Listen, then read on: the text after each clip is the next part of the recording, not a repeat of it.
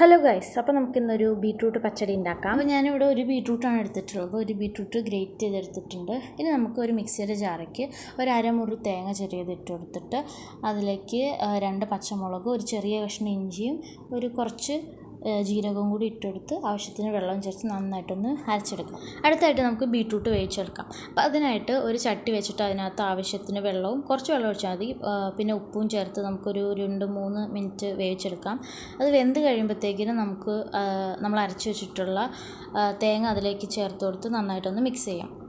ഇനി നമുക്ക് ഇതിലേക്ക് തൈര് ചേർത്ത് കൊടുക്കാം. തൈര് നമ്മൾ ഫ്ലെയിം ഓഫ് ചെയ്തിട്ട് ചേർത്ത് കൊടുത്താൽ മതി. ക്യാമറ ഓഫാക്കി വെച്ചുകൊണ്ടാണ് ഞാൻ ബാക്കി തൈര് ഒഴിച്ചത്. അപ്പോൾ നിങ്ങൾ ഉണ്ടാക്കി നോക്കുന്ന സമയത്ത് കുറച്ചും കൂടി തൈര് ആഡ് ചെയ്യണം കേട്ടോ. ഇതിൻ്റെ ഇടയ്ക്ക് കറിവേപ്പില പൊട്ടിക്കാൻ ഞാൻ മുറ്റത്ത് പോയപ്പോഴേക്കും എൻ്റെ കടുക് ഉള്ളിയൊക്കെ ചെറുതായിട്ട് കരിഞ്ഞു പോയിട്ടുണ്ടായിരുന്നു ഗൈസ്.